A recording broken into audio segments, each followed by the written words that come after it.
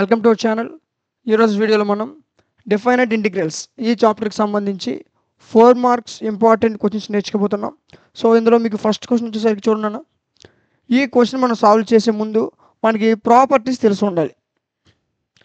దీని ప్రాపర్టీస్ ఏంటి చూడండి. ఇక్కడ మీకు ప్రాపర్టీ తెలిసి ఉండాలి. ఆ ప్రాపర్టీ ఏంటంటే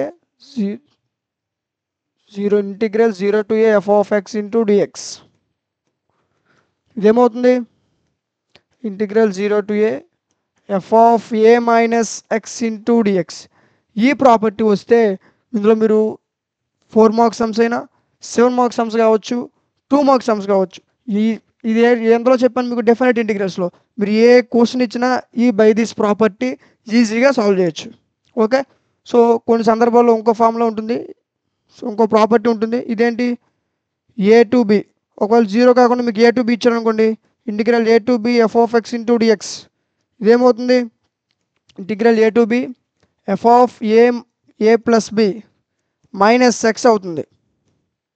అర్థమైందా? అంటే lower limit plus upper limit minus x. అర్థమైంది? ఇక్కడ కూడా అంతే, lower limit plus upper limit minus x. Lower limit 0 ఉంది కదా, సో అందుకే దీన్ని కన్సిడర్ చేయలే. అంటే అప్పర్ లిమిట్ ఏంటి? ఏ మైనస్ ఎక్స్. సరిపోయిందా? బై దిస్ ప్రాపర్టీ మీరు ఈ చాప్టర్లో ఏ క్వశ్చన్ ఇచ్చినా, అది 4 మార్క్స్ క్వశ్చన్ అవ్వచ్చు, 7 మార్క్స్ క్వశ్చన్ అవ్వచ్చు, 2 మార్క్స్ క్వశ్చన్ అవ్వచ్చు, ఈజీగా సాల్వ్ చేయొచ్చు. సో మీకు ఇది ఇంకో దగ్గర కూడా ఉపయోగపడుతుంది. ఇప్పుడు మీరు ఎగ్జామ్స్ రాసేటప్పుడు చూడండి, ఈ క్వశ్చన్ మీకు ఇచ్చాడు, కానీ దీన్ని ఎలా సాల్వ్ చేయాలో మీకు తెలియదు. రైట్, దీన్ని ఎలా సాల్వ్ చేయాలో మీకు తెలియదు, దీని ఆన్సర్ కూడా మీకు తెలియదు. బట్ మీకు ఈ ప్రాపర్టీ గుర్తుంది, కానీ నాకు దీన్ని ఎలా సాల్వ్ చేయాలో తెలియదు. అప్పుడు మీరు ఏం చేస్తారంటే బై దిస్ ప్రాపర్టీ అని చెప్పి ప్రాపర్టీ రాయండి. ఓకే, నెక్స్ట్ ఈ ప్రాపర్టీని ఈ వాల్యూస్ ఇందులో సబ్స్టిట్యూట్ చేస్తే ఒక 4 to 5 స్టెప్స్ వస్తాయి. మీరు ఎక్కడ ఆగిపోతారో అక్కడ ఆగిపోండి. 7కి 4 మార్క్స్ ఖచ్చితంగా కంపల్సరీగా పడతాయి. ఓకే, అలా కూడా ఇచ్చు. అంటే మీకు క్వశ్చన్కి 0 పడకుండా నాకు ఈ క్వశ్చన్ నుంచి ఒక 2 to 3 మార్క్స్ అయినా నేను ఎలాగైనా సంపాదించుకోవాలి అనే పొజిషన్లో మీరుంటే బై దిస్ ప్రాపర్టీ, మీకు ప్రాపర్టీ గుర్తుంది కదా, బై దిస్ ప్రాపర్టీ అని ప్రాపర్టీ రాయండి. ఓకే, 0 to a లిమిట్స్ ఈ విధంగా ఉంటే ఈ ప్రాపర్టీ, ఈ విధంగా ఉంటే ఈ ప్రాపర్టీ యూజ్ చేయండి. ఓకే, ఆ ప్రాపర్టీ దీనికి అప్లై చేస్తే ఒక 2 to 3 స్టెప్స్ వస్తాయి. మీరు ఎక్కడ ఆగిపోతే అక్కడ ఆగిపోండి. 7కి 3 to 4 మార్క్స్ ఖచ్చితంగా పడతాయి. ఓకే, ఎవరైనా ఈ క్వశ్చన్ నుంచి ఒక 2 to 3 మార్క్స్ అయినా నాకు వస్తే బాగుండు, కానీ నాకు క్వశ్చన్ రాదు కానీ 2 to 3 మార్క్స్ సంపాదించుకోవాలనుకుంటే దీన్ని యూజ్ చేయొచ్చు. అర్థమైంది? ఈజీగా మీకు మార్క్స్ వస్తాయి. సో ఓకే, ప్రాపర్టీ వచ్చింది కదా, ప్రాపర్టీ గుర్తుపెట్టుకోండి. నెక్స్ట్ సొల్యూషన్లోకి వెళ్ళిపోదాం. ఫస్ట్ మనం ఏం చేస్తామంటే ఏదైతే మనకు క్వశ్చన్ ఇచ్చాడో దీన్ని ఐ అని తీసుకుంటాం. ఇచ్చిన క్వశ్చన్ ఏది ఇస్తే అది ఏంటి, limits 0 to π/2. Okay, and sin power 5x by ఇచ్చిన క్వశ్చన్ని ఐ అని తీసుకోండి.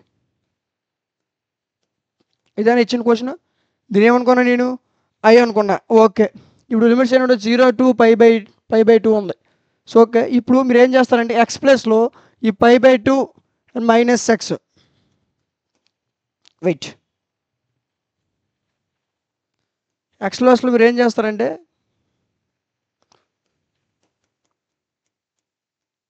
π/2 మైనస్ ఎక్స్ని సబ్స్టిట్యూట్ చేయండి. మీ క్వశ్చన్లో ఎక్కడైతే ఎక్స్ కనిపిస్తుందో ఎక్స్ ప్లేస్లో π/2 మైనస్ ఎక్స్ని సబ్స్టిట్యూట్ చేయండి. అర్థమైందా? చూడండి,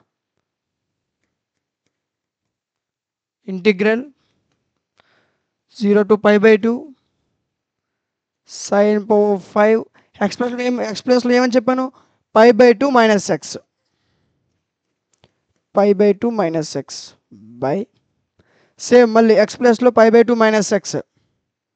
మిగతాదంతా యాస్టీస్గా రాసుకోండి, మిగతాది ఎక్కడ మీరు ఏం చేయొద్దు. ఓన్లీ ఎక్స్ ప్లేస్లోనే చెప్పాను మీకు, మిగతా ఏం చెప్పలేదు కదా. సో అలాంటప్పుడు ఎక్స్ ప్లేస్లోనే మార్చాలి, మిగతా ప్లేస్లో మార్చకూడదు. మార్చితే సంపోద్ది, మార్క్స్ కూడా పోతాయి. ఏం చేశాను నేను, ఎక్స్ ప్లేస్లో π/2 మైనస్ ఎక్స్ సబ్స్టిట్యూట్ చేశా. మీరు చూసుకున్నట్లయితే ఇది ఏ ఫామ్లో ఉంది, sin 90 మైనస్ ఎక్స్ అంటే కాస్ ఎక్స్. రైట్, ఇక్కడ ఉంది sin 90 minus X cos X, sin 90 minus X cos X అంటే sin 90 minus theta formula cos theta కదా, sin 90 minus theta cos theta కదా. రాస్తా చూడండి కావాలి ఫార్ములా,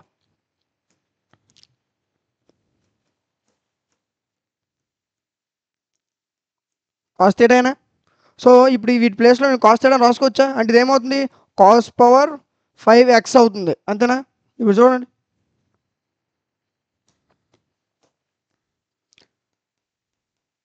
ఇంటిగ్రల్ 0 to π/2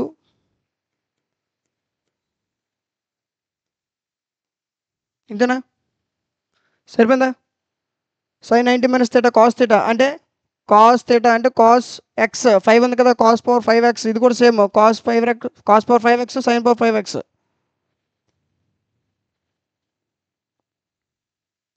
సరిపోయిందా okay plus x into dx ఇదేనా మనకు వచ్చింది ఓకే ఇప్పుడు దీన్ని ఎలా సాల్వ్ చేయాలి ఒకసారి చూడండి ఎక్కడి వరకు అర్థమైంది కదా ఏం చేయాలి sin 90 minus theta sin 90 minus theta cos theta formula apply చేసామా మనకి ఏమొచ్చింది ఈ టర్మ్ వచ్చింది ఓకే దీన్ని ఈక్వేషన్ నెంబర్ 2 అనుకున్నా మరి ఈక్వేషన్ నెంబర్ 1 ఏది సార్ అని అంటే ఇది ఈక్వేషన్ నెంబర్ 1 ఇది ఈక్వేషన్ నెంబర్ 1 అనుకున్నాను దీన్ని ఈక్వేషన్ నెంబర్ 2 అనుకున్నా ఇప్పుడు నెక్స్ట్ ఏం చేస్తానంటే ఈ రెండింటిని సాల్వ్ చేయండి ఈక్వేషన్ నెంబర్ 1 + 2 చేయండి ఫస్ట్ LHS ఏంటి ఐ ఉంది ఇక్కడ కూడా ఏముంది ఐ ఉంది అంటే I + I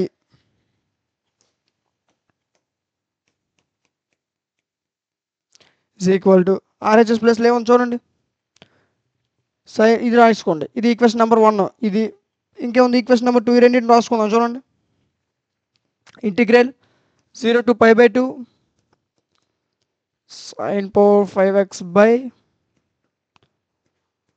cos power 5x plus sin power 5x ఇంతేనా question into dx plus integral ఇది ఒకటి ఇదేముంది ఇక్కడ సైన్ కాస్ నాన్న sin power 5x plus cos power 5x ఇదేనా ఓకే ఇప్పుడు దీన్ని రాయండి ఇంటిగ్రల్ 0 to π/2 కనిపిస్తుందా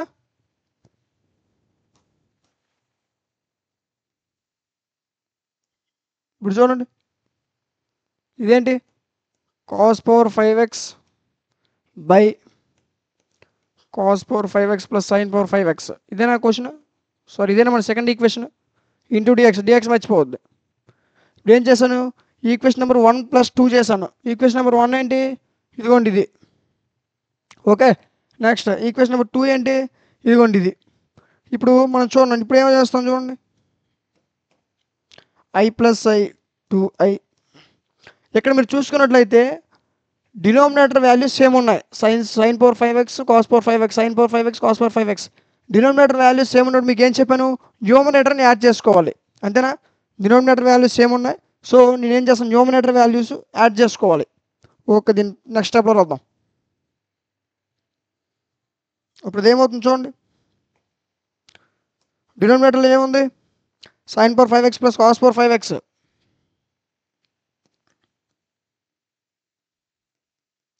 cos power 5x integral 0 to π/2 కదా నెక్స్ట్ నేను చెప్పాను మీకు డినోమినేటర్ వాల్యూ సేమ్ ఉంటే న్యూమరేటర్ వాల్యూ ప్లస్ చేసుకోవాలి సో న్యూమరేటర్లో ఏముంది ఇక్కడ sin power 5x ఇక్కడ cos power 5x సో ఏమవుతుంది sin power 5x plus cos power 5x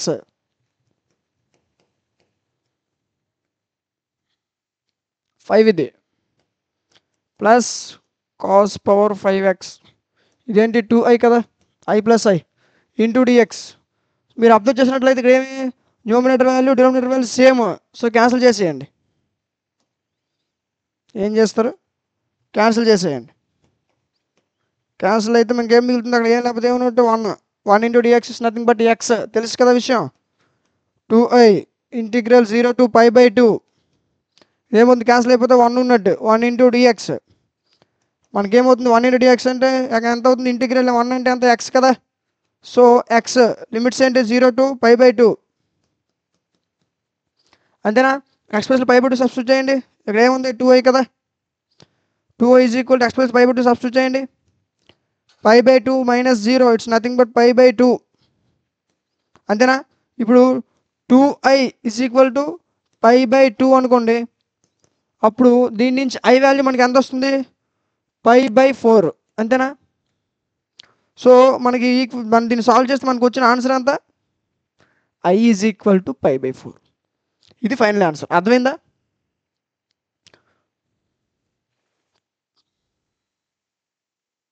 చూడండి మీకు కొంచెం పై రాస్తా చూడండి.